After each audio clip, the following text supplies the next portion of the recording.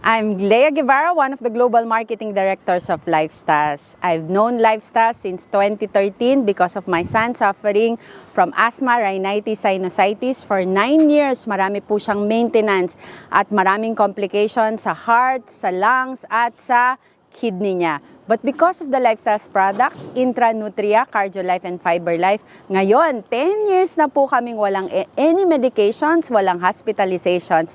Salamat sa Lifestars products. At ako, marami po akong sa breast, pero ngayon, grabe, wala. Very healthy because of the Lifestars products. Forever grateful and thankful dahil sa products na ito. Kaya, sinishare ko ito sa inyo. Be inspired. Kung gusto nyo at mahal nyo ang inyong mga sarili at gusto nyong maging healthy, drink the Lifestars products and sure, you will experience the maximum health that you are aspiring for you and for your family. Thank you and to God be the glory.